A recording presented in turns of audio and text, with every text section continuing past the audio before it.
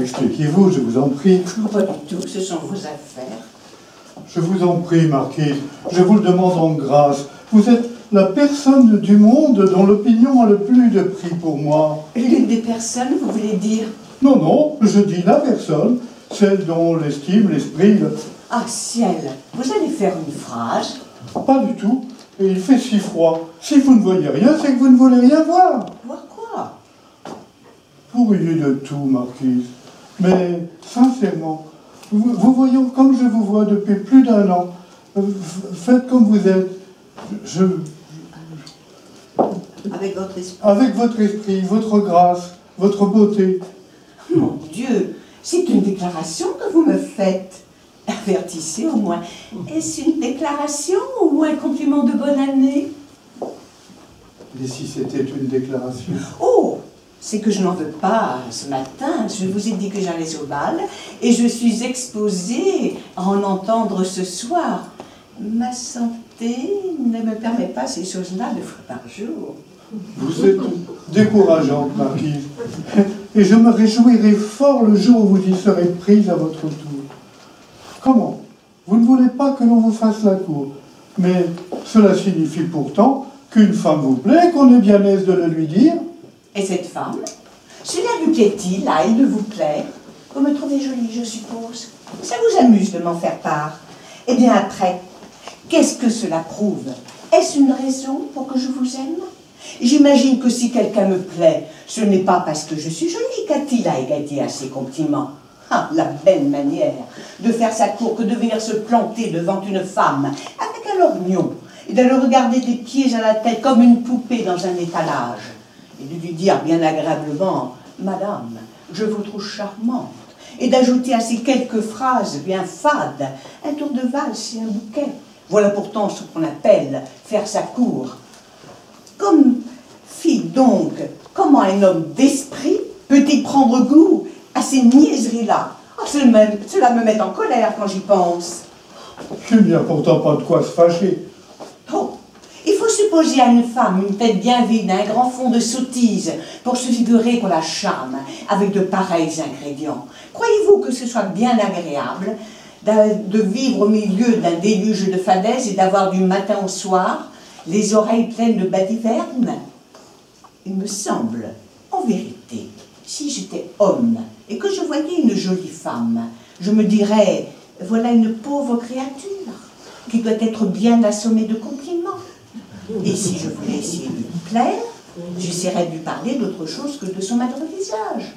Mais non, toujours vous êtes jolie, et puis vous êtes jolie, et encore jolie, et mon Dieu, on le sait bien.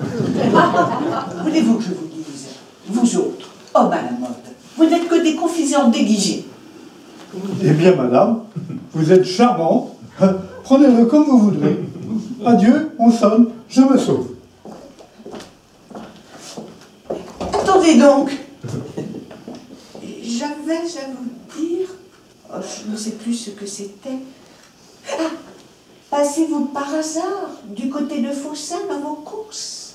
Madame, ce ne sera pas par hasard si je peux vous servir à quelque chose. Oh, encore un compliment, mon Dieu, ce que vous m'ennuyez. C'est cette bague que j'ai cassée. Oh, je pourrais tout bonnement l'envoyer. Je l'ai heurtée ce matin, je ne sais où, et le ressort a été forcé. Oh. Et qu'est-ce donc que ce bruit-là? Madame, c'est le temps qui vient de changer. Il pleut et il grêle à faire plaisir. Oh, fermez donc cette porte, vous ne pouvez sortir de ce temps-là. Appelez que l'on mette une bûche.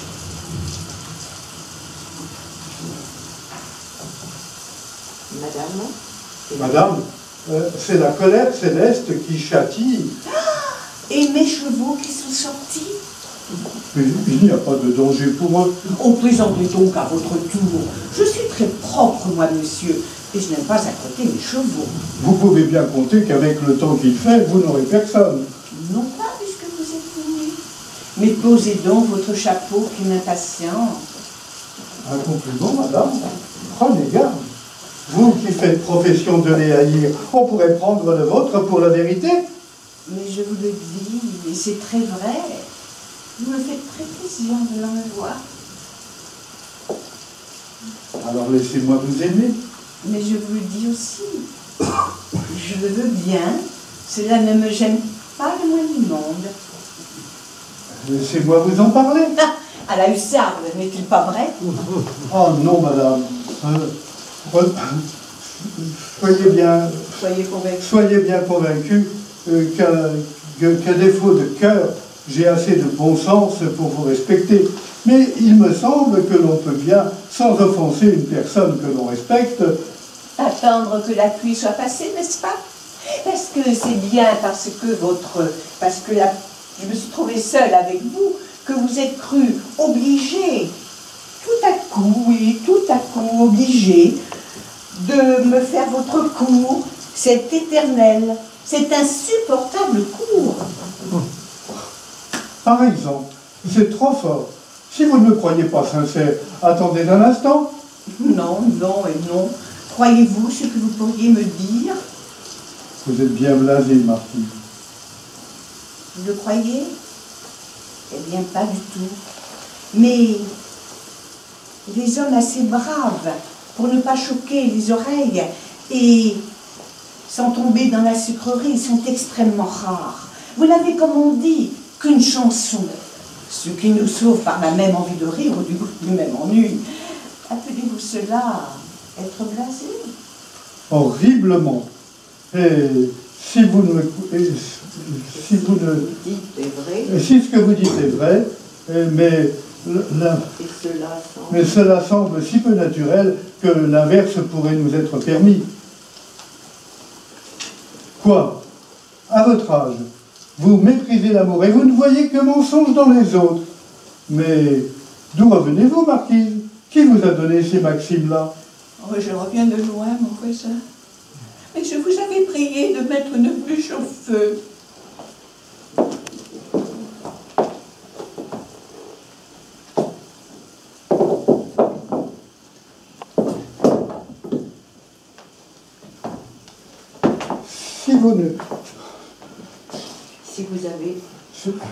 Si vous avez le droit.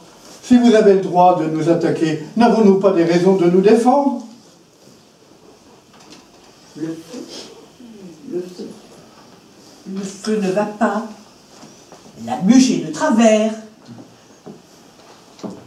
Non, madame, mais ces fadaises, ces balivernes sont de très anciennes choses convenues qui en accompagnent une autre toujours jeune. Mais vous embrouillez, monsieur. Qu'est-ce qui est toujours jeune?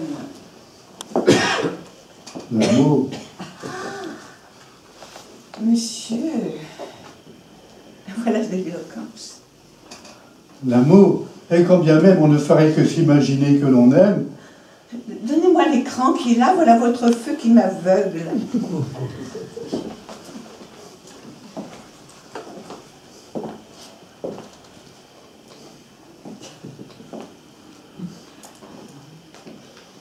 Quand bien même on ne ferait que s'imaginer que l'on aime, que ce serait une chose charmante. Si vous ressemblez à votre grand-mère, en êtes-vous moins jolie? Ah, encore le refrain. Joli. Et moi le coussin qui est là.